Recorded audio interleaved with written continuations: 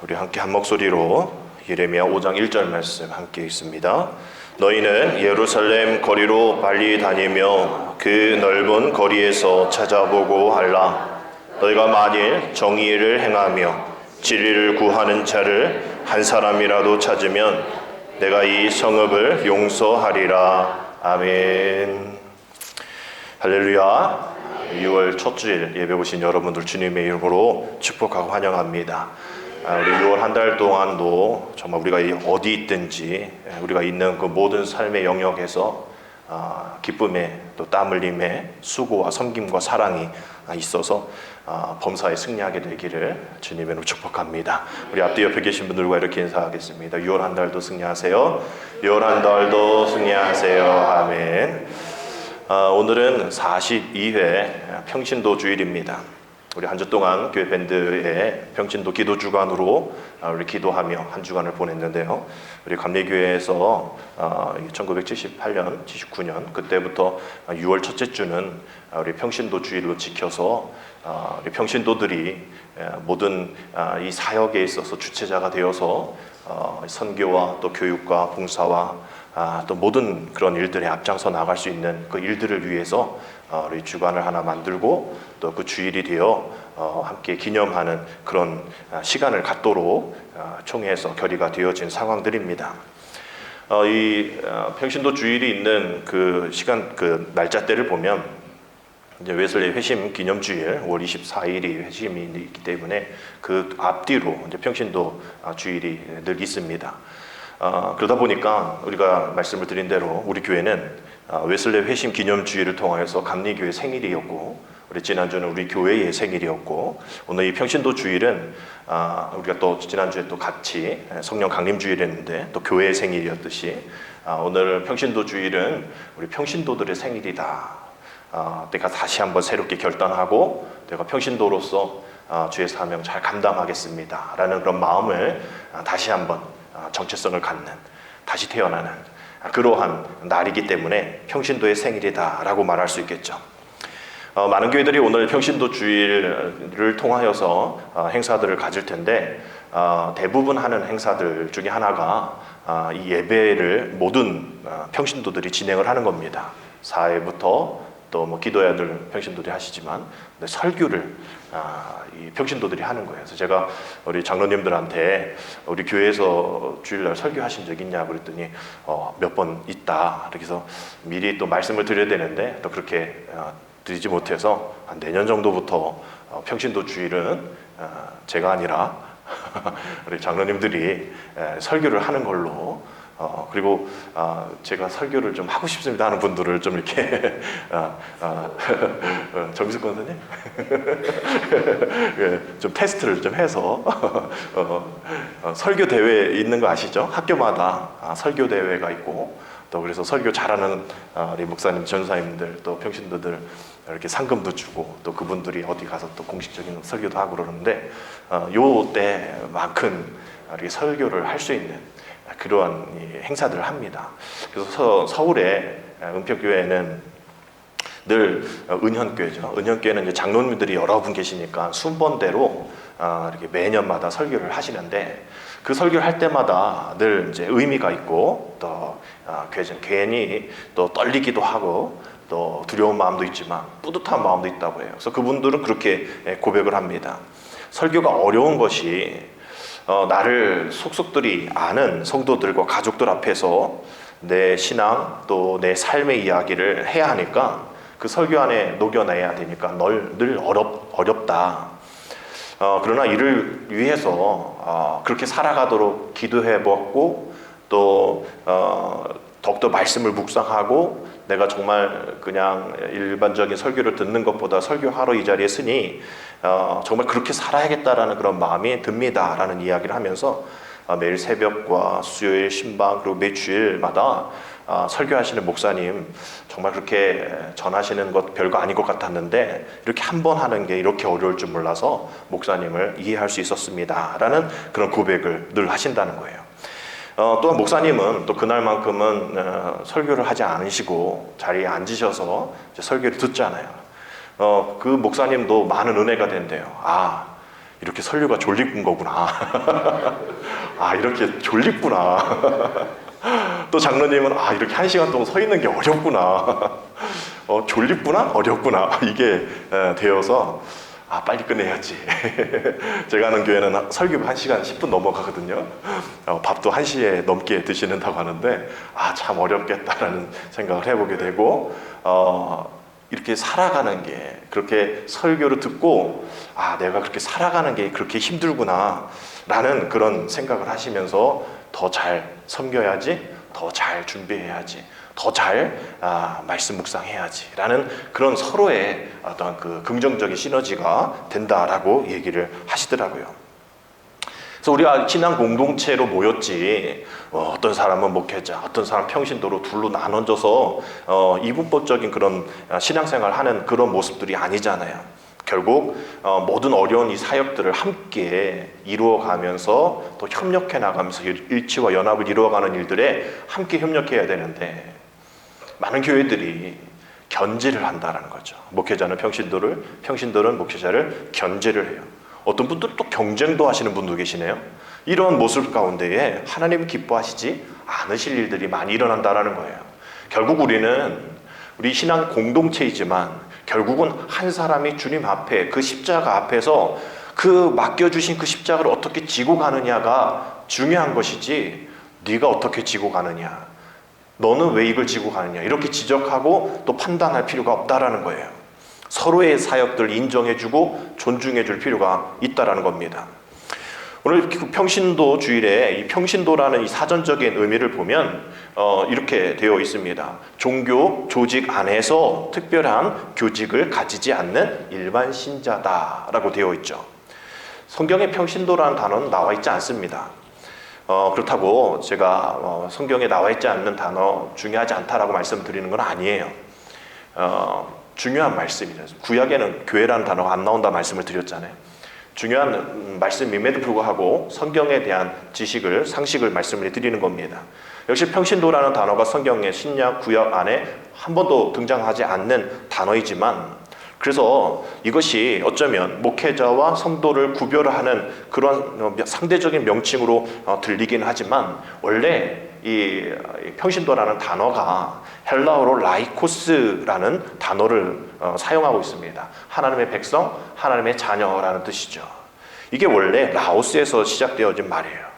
근데 원래 이 라오스가 나중에 계속 번역이 되어지고 계속 사용하다가 중세 이제 카톨릭 쪽이니까요. 그때 이제 성직자를 부르는 이름과 또 일반 성도를 부르는 이름이 갈라집니다. 그래서 이 라오스를 이 평신도들이 성직자는 다른 단어 클레로스라는 단어로 성직자라는 이름이 있고 이 라오스는 평신도들이 사용하게 되어지는 거예요. 원래 이 평신도라는 모든 성직자와 모든 성도들이 함께 쓰는 이 라오스라는 같은 단어가 있음에도 불구하고 말이죠.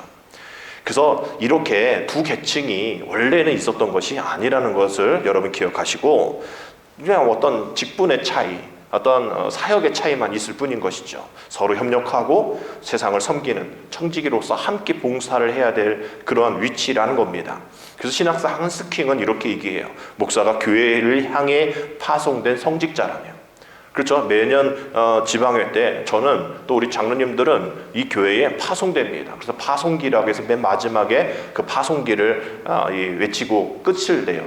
그게 되어지지 않으면 이 교회에 감리교는 이제 이 파송제거든요. 1년마다 늘 그냥 담임이긴 해도 감리교에서 저를 이 교회에 파송하지 않으면 제가 이 교회 담임이 되어질 수 없습니다. 장로님들도 역시 마찬가지죠. 근데 뭐 그렇게 엄격하게 하지 않으니까 그냥 이렇게 1년, 2년, 3년 계속 가는 거죠. 여튼 이 파송기를 통하여서 이 교회에 제가 또 장로님들이 파송됐습니다. 그래서 저는 그러한 파송된 성직자라면 평신도는 어디에 파송된 성직자냐? 바로 성직자냐? 세상을 향해 파송된 성직자다라고 말을 할 수가 있는 것이죠. 지난해 평신도 주일에 저는 왕같은 제사장이라는 제목으로 설교를 드렸습니다. 목회자뿐만 아니라 평신도도 이 세상과의 관계 속에서 이 섬김과 또 이웃 사랑을 통해서 삶에서 왕같은 제사장으로서의 사명을 잘 감당해야 한다라는 내용이었죠. 제사장이라는 이 단어는 성경에 아주 많이 나와요. 그래서 많이 나온다라는 것은 그만큼 더 중요하다라고 얘기할 수 있겠죠. 제사장이라는 단어를 치면 성경에 728회가 등장을 하고요. 이제 대제사장도 있잖아요. 그 대제사장까지 치면 875회나 등장합니다. 거의 900회 정도 등장하는 아주 중요한 단어가 제사장이라는 거죠. 이 제사장은 라틴어로 폰티펙스라는 단어를 쓰는데 다리를 놓는 사람이다라는 그런 단어의 의미가 있습니다. 어떤 다리일까요? 어디에서 어디의 다리일까요? 하나님과 사람의 다리를 이어놓는 거죠. 이 평신도가 그만큼 세상에서 세상 사람들을 하나님으로 이끄는 그런 다리가 되어야 한다는 것이죠. 아까도 어떤 분이 계속 그 측량하시는 걸 가지고 오시다가 보신 분 계신가요? 계속 우리 교회 앞에도 계속 측량하고 계시더라고요. 그래서 뭐 측량하세요? 저는 늘 조마조마하는 게 우리 주차장이 우리 게 아니잖아요. 전 우리 건 줄 알았거든요. 우리가 쓰고 있어서. 근데 우리 게 아니라 군청 무슨 과 거예요. 그래서 우리가 그거를 소유를 할 수 없습니다. 그냥 쓰고 있기 때문에. 근데 거기 와서 늘 뭐 측량하면 걔네들이 여기다가 뭐 할까봐, 여기다 뭐 세울까봐 늘 이제 조마조마해서 혹시 뭐 때문에 그러시냐 그랬더니 우리 이렇게 들어오는 다리 있잖아요. 그 다리를 넓혀주겠대. 그래서 측량하는 것에 아싸 아예 여기 복귀해 주세요. 그냥 다 덮어주세요. 그랬더니 그건 제 관할 아니에요. 이렇게 얘기하더라고요. 그래서 이렇게 하나씩 측량하고 또 그 다리가 제대로 잘 너무 이쪽과 저쪽 그래서 직전 이제 뚫려지니까 아마 그런 일환일 거라 생각해요. 이곳과 저곳을 이어주는 너무 좁으면 돌담길이라도 돌담이라도 또 돌 하나씩 건너가는 그 길이라도 뭐 연결되어지는 그런 것들이 필요하잖아요.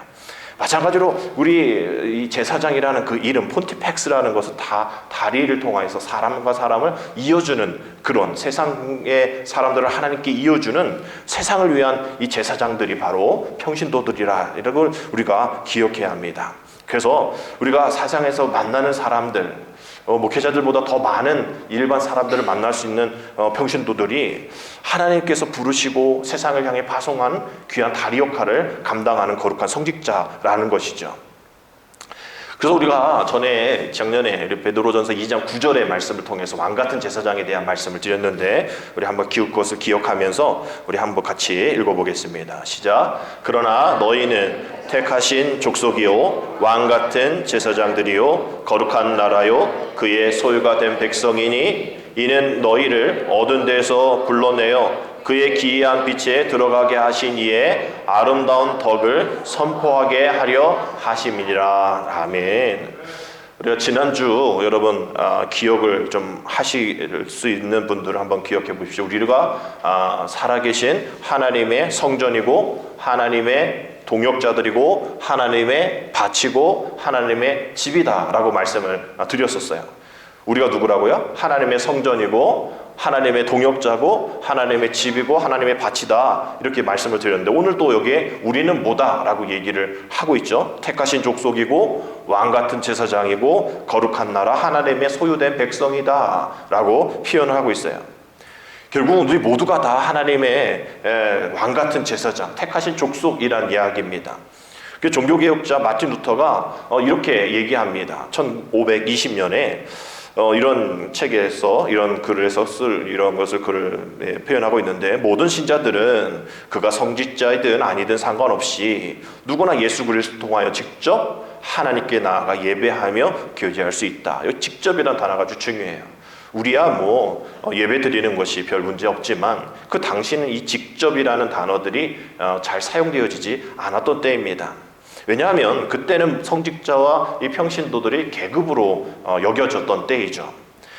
평신도 위에 목회자, 성직자가 있고 또 오히려 또 왕들도 또 성직자들 아래에 있다라고 했던 때가 있었던 것이죠. 그래서 평신도들은 어떤 이 목회에 또 교회에 부속적이거나 또 2차적인 그러한 위치로 생각하는 오해들이 많이 있었습니다. 역사적으로 그래요.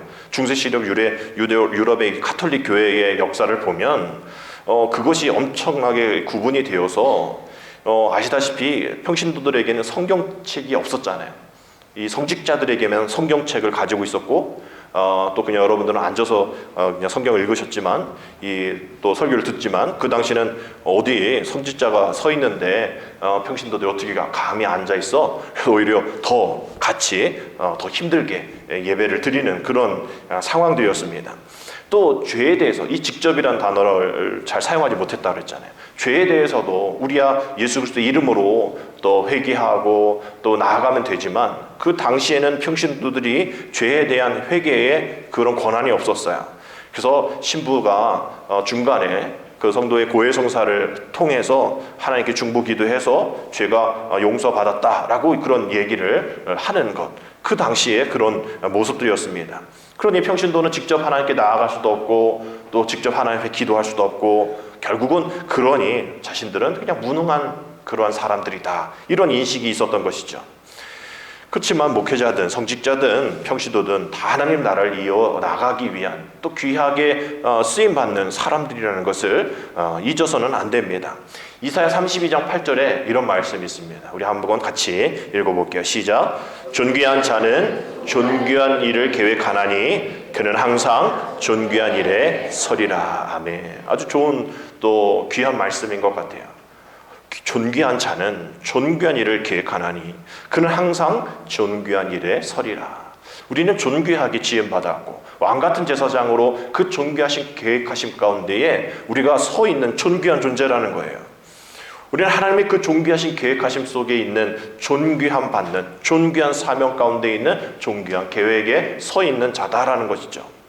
그러니 다시 한번 정리해보면 평신도는 선택받은 자, 또 성도, 또 제자, 또 하나님의 몸이 믿는 믿음의 공동체 전체를 우리 평신도다라고 이야기할 수 있겠죠.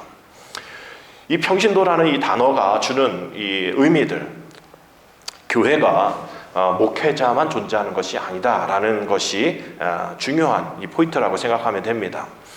결국 많은 교회가 목회자에게만 집중되어 있는 그런 일들이 많이 있기 때문인 것이죠.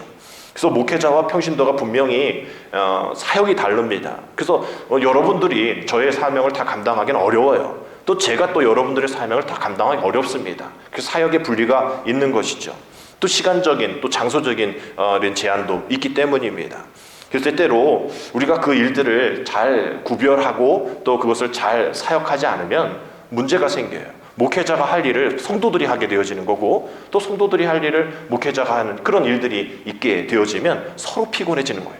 이건 성도들이 해야 할 일인데, 이건 목사님이 해야 할 일인데, 이렇게 되어지는 일들이 많이 있다는 겁니다. 기도는 저 혼자 해야 되는 일일까요? 예배는 저 혼자만 드려야 되는 일일까요? 아니잖아요. 함께 해야 할 일이잖아요. 또 해야 할 일들, 사명들 또 다 다릅니다. 근데 어떤 평신도는 목회자와 동등하게 그 모든 것을 같이 하려는 그런 사람들이 있어요. 분명 맡겨주신 달란트 은사가 다름에도 말입니다. 그래서 목회자와 평신도가 함께 주님의 말씀으로 또 서로 섬기고, 아까 말씀드린 대로 자기에게 맡겨주신 그런 십자가를 잘 지고 나아갈 때에 하나님이 맡겨주신 그 존귀한 계획 가운데에 존귀한 자로 서 있는 그 하나님의 일들이 우리에게 있다라는 거죠. 하나님 우리를 부르셨고 콜링이잖아요. 이것이 우리에게 소명이고 우리가 나가는 것이 사명이다라고 말씀을 드렸잖아요. 하나님 우리를 뽑으신 거 아닙니까? 지난 21대 이 국회에 개원이 있었죠. 뭐 반쪽이다 어쨌다 뭐 이러면서 하여튼 개원이 됐어요. 뭐 국회의장도 선출이 되어지고 21대 국회가 이제 시작이 되어졌는데, 지난 총선 때에 그분들, 선택되어진 그분들 잘 보면 그냥 어디 산속에 숨어 있다가 당선되신 분 한 분도 안 계시죠. 늘 나와서 내가 이 지역을 위해서 이렇게 하겠다 말씀도 하고, 또 프랭카드도 붙이고, 또 문서도 또 보내주고, 유인물도 보내주고 말이죠. 내가 이 지역에 아주 필요한 사람이다, 나는 이거 잘했다, 앞으로 더 잘할 수 있다, 뭐 이렇게 선택되어지는 분들입니다. 마지막 선거날까지 애쓰셨으리라 생각해요. 어떤 분들은 뭐 황당한 공약까지도 걸면서 뭐 1억씩 주겠다 하신 분들 뭐 몇 분 찍으신 것 같은데 어렵죠. 황당한 공약이기 때문에. 그러나 그런 공약까지도 하면서 날 뽑아달라고 애씁니다. 국회의원은 이제 헌법 제41조 42조를 보면 4년 동안 임기를 가질 수 있죠. 뭐 재선은 하고 또 계속 몇 선까지 나아가는데 뭐 상식적인 뭐 예를 들면 국회의원 제일 많이 하신 분들이 9선이래요. 9선이면 4, 9, 36년이죠. 뭐 김영선 전 대통령도 아마 그리고 고 김종필 의원도 그랬던 걸로 알고 있는데 21대에서는 제일 많이 하신 분이 국회의장 대신 박병선 의원 6선이래요. 6선. 되게 많이 하신 대단한 일이죠. 6번이나 지역 주민한테 선택을 받으신 얼마나 또 일을 또 잘하셨으면 그럴까라는 생각을 하게 됩니다. 이제 내년 후년 2022년이죠. 2022년에 이제 지방선거, 지방자치단체장 선거가 있게 되어지는데 이것도 보면 임기가 4년인데 한 3번 정도 재임을 할 수 있다고 그래요.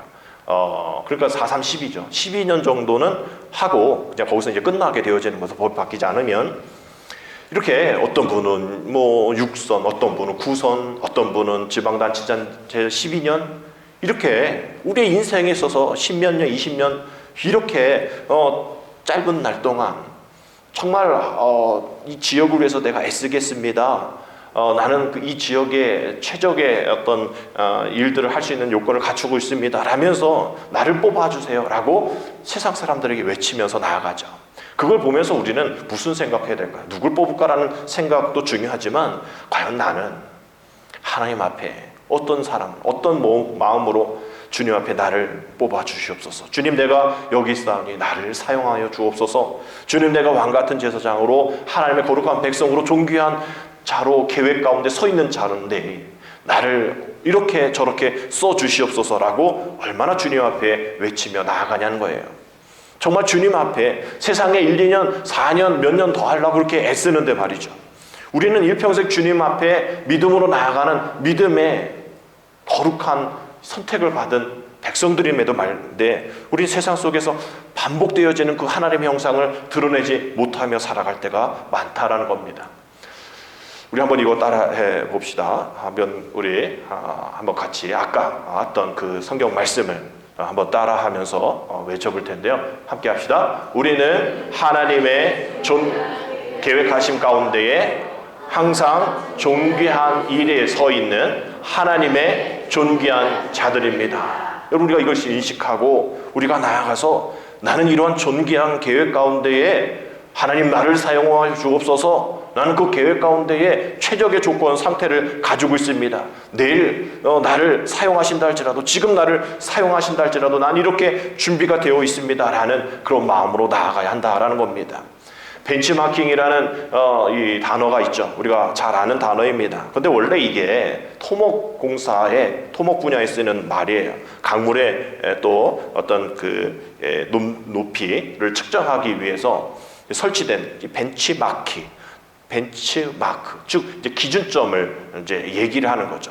그래서 이 경영학에 도입이 되면서 어떤 본보기가 되어지는 기준점이 되어지는 그러한 사례를 벤치마킹이라 얘기합니다. 우리 신앙생활에도 역시 마찬가지예요. 벤치마킹이 필요하죠.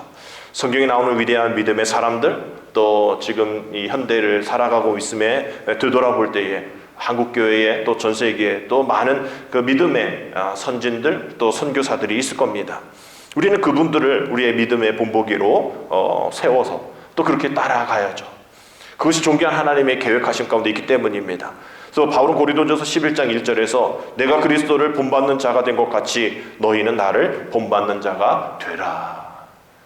이 정도 되어야 세상과 소통함에 또 세상에서 범사에 승리할 수 있는 그러한 모습으로 나아간다라는 겁니다. 나를 본받는 자가 되라. 어려운 말이잖아요. 힘든 말이잖아요. 그래서 이렇게 어렵고 힘든 일이지만 오늘도 우리가 읽은 오늘 이 말씀 속에 그런 사람을 찾으시는, 그러한 본받음을 찾는 그런 주님의 마음이 담겨져 있습니다. 오늘 본문의 배경은 눈물의 선지자로 알려진 예레미야 선지자가 부름 받았을 때의 상황들을 이야기하는 거예요. 이스라엘 역사의 가장 어두운 때입니다. 하나님께서는 이런저런 모습으로 이스라엘의 심판에 대한 경고를 하셨음에도 불구하고 부패로 또 죄악으로 가득 찬 당시 사람들이 말씀을 잘 안 들었어요. 어떠한 상태였냐? 2절에 오늘 읽지 않았지만 2절에 이렇게 표현하고 있습니다. 그들이 여호와께서 살아계심을 두고 맹세할지라도 실상은 거짓 맹세니라 하는 것 같아요. 발 담근 것 같아요. 근데 견눈질하고 있고 이중적 또 자세이며 또 그 마음이 진실함이 없는 그러한 거짓 맹세를 가지고 있다는 겁니다. 올해의 이 평신도 주일 주제가 여러분들 밴드에도 올려드린 것처럼 정결한 마음, 정직한 영성 회복입니다. 정결한 마음, 정직한 영성 회복. 시편 51편 10절 주제 선구인데 같이 읽겠습니다. 하나님이여 내 속에 정한 마음을 창조하시고 내 안에 정직한 영을 새롭게 하옵소서. 아멘. 이 시편 51편의 이 배경 아시잖아요. 다윗이 죄를 짓고 뉘우쳐서 하나님 앞에 철저한 회개 가운데 나아가는, 하나님이여 내 속에 정한 마음을 창조하시고 내 안에 정직한 영을 새롭게 하옵소서. 그때나 지금이나 정말 하나님이 보시는 것은 정직한 마음, 정직한 영성이다 라는 것을 보게 됩니다. 근데 우리도 하나님 앞에 아멘으로 나아가지만 우리의 삶의 식상이 거짓된 맹세라는 거예요. 내가 언제 그랬어요? 아멘이라 했잖아. 그건 그냥 남들이 하니까 따라한 거지요 라고 얘기하는 우리의 변명이 있다라는 거예요. 그래서 하나님은 그렇게 거짓 맹세를 일삼는 정직한 영 가운데 살아가지 못한 이스라엘 백성들에게 오늘 본문과 같이 사람을 찾으시는데 어떠한 사람들 찾으시냐? 예루살렘 사람들 중에 정직을 행하고, 오늘 제목처럼 정직을 행하고 진리를 따라 사는 사람 한 사람을 찾으신다라고 말씀하고 있어요. 그 한 사람을 찾으려고 애썼지만 우리가 3절 5절 제가 한번 읽어드릴게요. 여호와여 주의 눈이 진리를 찾지 아니하시나이까. 주께서 그들을 치셨을지라도 그들이 아픈 줄을 알지 못하며 그들을 멸하셨을지라도 그들이 징계를 받지 아니하고 그들의 얼굴을 바위보다 굳게 하여 돌아오기를 싫어하므로 내가 말하기를 이 무리는 비천하고 어리석은 것뿐이라. 여호와의 길 자기 하나님의 법을 알지 못하니 내가 지도자들에게 가서 그들에게 말하리라. 그들은 여호와의 길 자기 하나님의 법을 안다 하였더니 그들도 일제히 멍에를 꺾고 결박을 끊은지라. 뭐라 얘기하는 거예요? 그들은 주님께서 그들을 치셨을 때에도 그들이 아픈 줄을 모르는 사람들입니다. 그 얼굴이 반석보다 굳어서 돌아오길 싫어하는 비천하고 어리석은 사람들입니다 라고 표현하는 거예요. 그리고 하나님의 길, 여호와의 길을, 그 하나님의 법을 알지도 못하는 사람들입니다. 당시 지도자들도 마찬가지입니다. 그들에게 한 명이라도 정의를 행하며 진리를 구하는 자들 찾을 수 없습니다 라고 얘기하는 거예요. 하나님의 뜻을 따라 바르게 살아가는, 정의를 행하며 진리 가운데 서는 존귀한 계획 가운데 서 있는 그 한 사람을 못 찾겠다라고 얘기하는 거예요. 결국은 그 한 사람 못 찾아서 나중에 바벨론의 포로가 되는 겁니다. 하나님께서 창세기에도 비슷한 말씀하시죠. 소돔과 고모라 성을 말씀하실 때에 그 타락할 대로 타락한 성에 의인 몇 명을 찾으시죠? 마지막에 10명을 찾으시는데 지금은 1명이잖아요. 그 10명을 찾으실 때도 정말 눈물로 기도하고 애썼는데도 못 찾았잖아요. 근데 지금 1명만이라도 찾으라 했지만 예레미야는 그 1명도 못 찾을 정도로 그만큼 많은 그런 시대가 지나감에 더 많은 타락함 가운데에 나아갔다라는 거예요. 하나님께서 지금도 우리에게 이러한 10명을 찾으시는 그런 상황 속에서 우리를 조금 더 우리에게 유연하게, 그래 그냥 한 명만이라도 찾기를 원하십니다. 지금 어느 때보다도 그 한 명, 빛과 소금의 역할을 감당할 그 한 명, 과연 누구가 되어야 될까? 목사님이 하세요. 여러분들이 하세요. 우리 모두가 다 그 한 사람이 되어서 모든 것 하나님 앞에 나아가야겠죠. 그 한 사람이 모여서 두 사람이 되고 두 사람이 모여서 네 사람이 되어지는 그 은혜, 시너지 효과가 있기 때문입니다. 전도서 4장 9절 10절 같이 읽겠습니다. 두 사람이 한 사람보다 나음은 그들이 수고함으로 좋은 상을 얻을 것임이라. 혹시 그들이 넘어지면 하나가 그 동물을 붙들어 일으키려니와 홀로 있어 넘어지고 붙들어 일으킬 자가 없는 자에게는 화가 있으리라. 아멘. 그렇잖아요. 정말 어려운 많은 이 사건 사고들 얘기 들어보면 홀로 있다가 어려움 당하시는 분들, 구조 요청을 이렇게 요구했는데 아무도 없어서 참 안타깝지 않습니까? 그거 조그만해 9살 된 애 이 가방 안에 집어넣어가지고 그렇게 죽이고 얼마나 안타까웠을까. 그날 학교 가는 날이잖아요. 다른 친구들은 다 학교 가는데 걔는 거기 안에서 그렇게 의식 잃고 병원에서 죽었잖아요. 그 엄마 얼마나 또 그 주변에 있는 사람 얼마나 힘들었을까. 혼자 있으면 어쩔 수 없이 이런 상황이 생기게 되어지는 거예요. 저희 이모님도 미국에서 차 사고 났는데 뭐 거기는 우리나라처럼 이렇게 좁지 않으니까 이렇게 사고가 나가면 주변에 사람들이 없죠. 그래서 거기 사고 나서 엄청나게 힘들겠는데 계속 살려달라 힘들고 오래됐다가 지나가는 어떤 분이 이렇게 구조해서서 겨우 살아났던 그런 경험들이 있습니다. 요즘 차들은 뭐 외제차들 더 좋은 차들은 그렇겠죠. 사고가 나면 바로 구조가 되어지고 블랙박스도 그렇게 되어지는 일들도 있지만 그렇게 되어지지 않아요. 혼자 있으면 그렇게 어려움 당하게 되어지는 것 있어요. 우리도 마찬가지입니다. 목회자 혼자 교회를 잘 이끌어 나가야겠지. 그럴 수도 있을 거예요. 유명한 목사님 브랜드라고 얘기하는데 그 브랜드의 교회 이름 그럴 수는 있을지 모르겠지만 또 어떤 그 교회의 평신도 중에 아주 유명한 국회의원이든 연예인이든 또 돈이 많은 분이든 사장님이든 뭐 이런 분들이 있으면 잘 될 수 있을 거예요. 그러나 그렇게 되어지는 그런 연합체 공동체가 아니라 함께 일어나가는, 그래서 사실 이 아까 말씀드린 넘어짐에 대한, 혼자 있을 때의 넘어짐에 대한 문제는 그 혼자 못 일어나서가 아니에요. 아유 뭐 나 혼자 하지, 뭐 힘들고 어려워도 아유 다른 사람 그냥 내가 혼자 하면 되지, 뭐 이렇게 혼자 못 일어서가 아니라 넘어져도 서로 세워주고 일으켜줄 사람이 없다라는 거예요. 뭔가 일이 되겠죠. 일은 될 겁니다. 근데 함께는 못하는 거예요. 그래서 우리가 모든 교회들이 일이 되어지기 위해서는 혼자 할 수 있어요. 혼자 뭐 이렇게 합시다 저렇게 합시다 해서 뭐 강압적으로 뭐 따라오세요 이렇게 할 수가 있겠죠.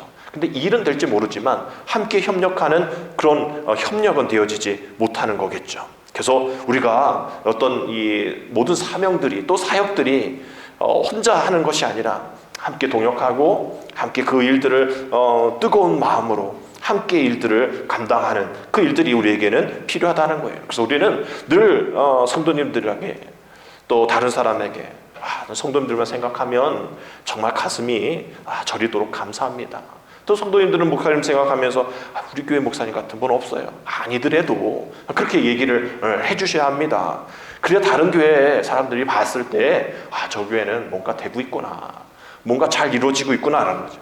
성도들한테 뭐 목사는 성도에 어떤 사람 그래요, 어떤 사람 그래요. 또 성도들은 우리 목사님이 이래요 저래요, 이래가지고 뭐가 일이 되겠냐 말이죠. 결국 우리가 어떤 그런 무리 수준으로, 지난번 말씀드린 것처럼 관객 수준으로 우리가 신앙생활을 하면 주님이 부탁하신 그 사명을 잘 완수할 수가 없어요. 우리가 이제 다음 주에 제자훈련 수료하고 또 그 다음에 제자훈련 4단계를 또 시작할 텐데, 우리가 무리의 개념으로, 관객의 개념으로 우리가 이 사명을 감당하면 안 되고요. 그 존귀한 계획, 그 존귀하심 가운데 서 있기 위해서는 제자가 되어야 됩니다. 제자.